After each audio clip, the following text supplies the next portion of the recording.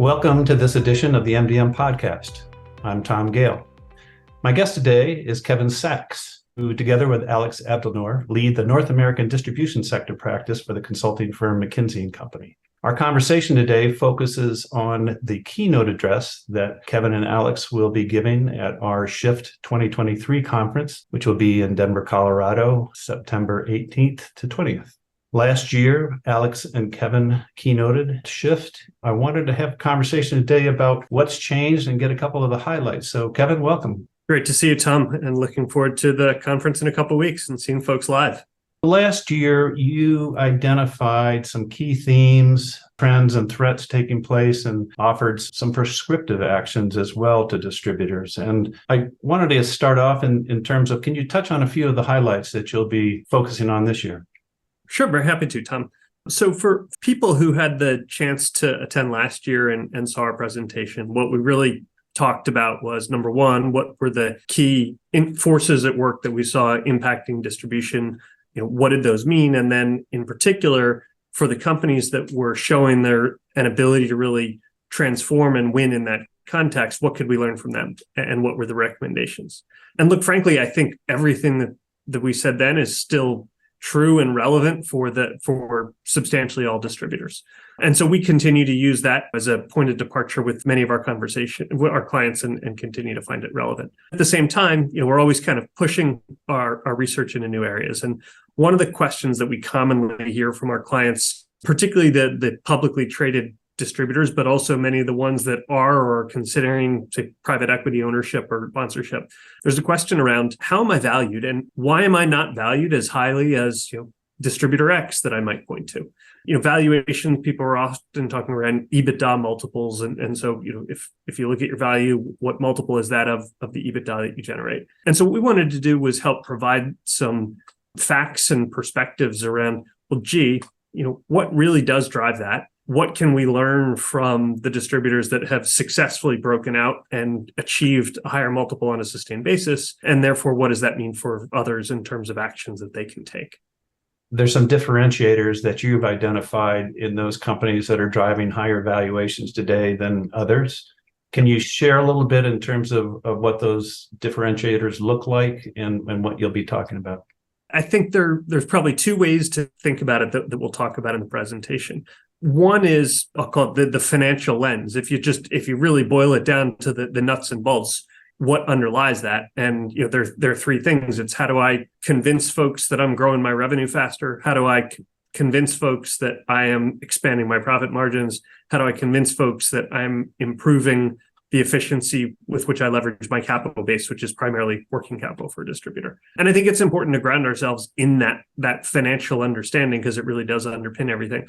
But I also think it's also helpful to paint the picture. And so what we've also done is said, hey, what are some of the archetypes and characterizations of folks that have really broken out? And what can we learn from them? What are the actions that they've taken? What are the steps that they've taken to convince folks that they really merit that higher multiple? And if we look at those, we see a couple of different archetypes that we'll introduce, different flavors of what different distributors have done to really break out, because they do look different. And what does that mean for me in terms of what I may or may not choose to emulate and strive for?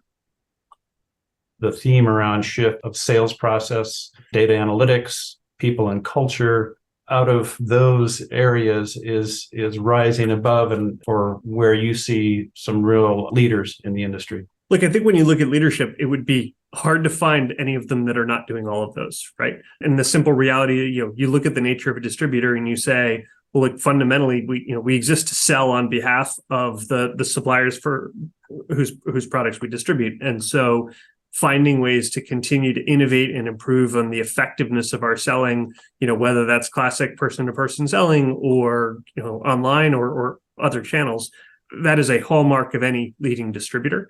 And by the way, I think the key thing that you find is the good ones continue to get better versus sitting on their laurels.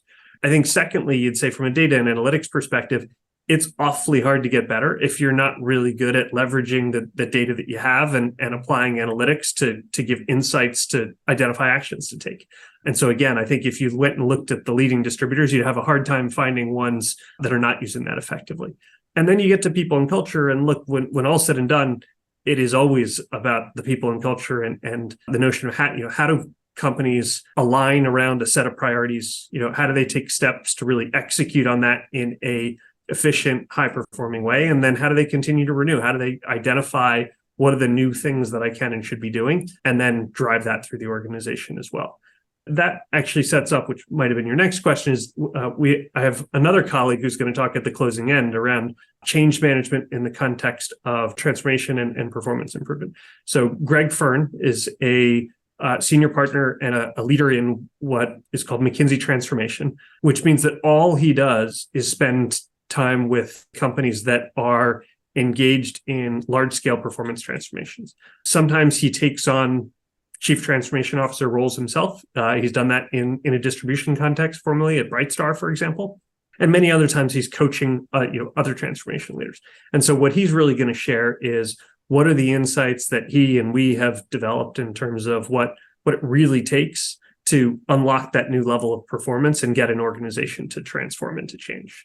We're kicking off the conference with an assessment. We'll have roundtable discussions so that attendees can evaluate around their digital capabilities, their people capabilities, data analytics, and sales process. Then we'll be going through a day and a half of the session. And then the final session is this transformation success workshop that Greg will be leading. And we just thought this was a great way to package the event. It is about assessment and then the change management to make transformation happen in your company.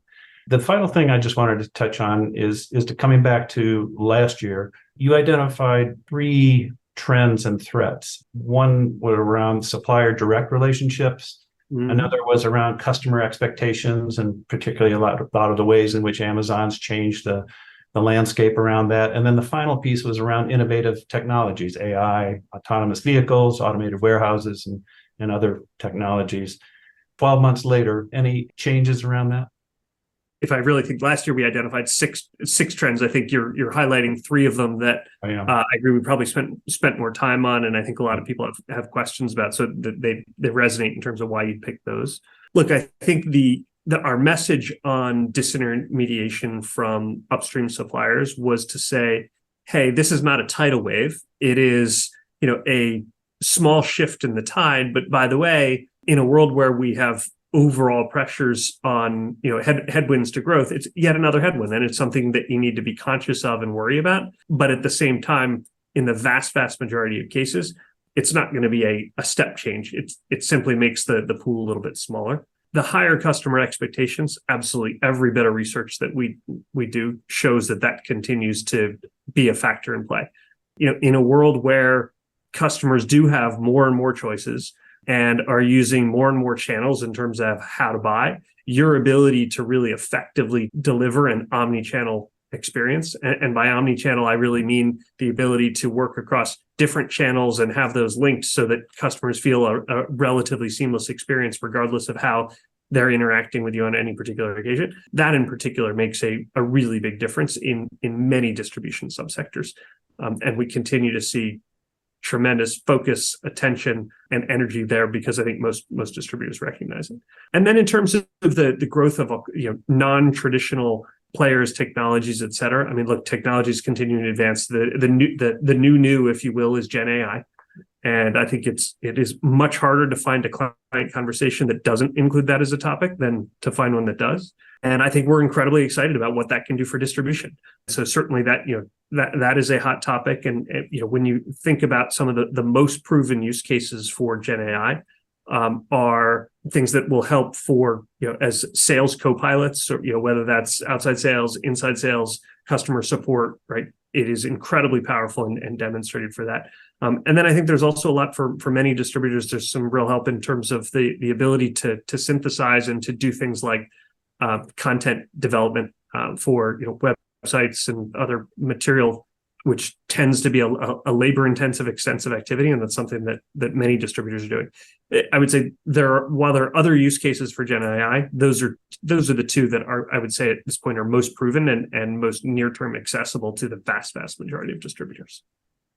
And we'll definitely be exploring that more at Shift, as we'll be highlighting some of our most recent research there into AI and distribution, as well as there will be some other sessions and panels that will be focused. And as you said, it will absolutely be a thread through all the conversations and sessions this year, as it is in just about any conversation in distribution. Thanks so much. That's recap's very helpful. I look forward to welcoming your team and you in 3 weeks. Terrific. We look forward to seeing you all, Tom. Take care.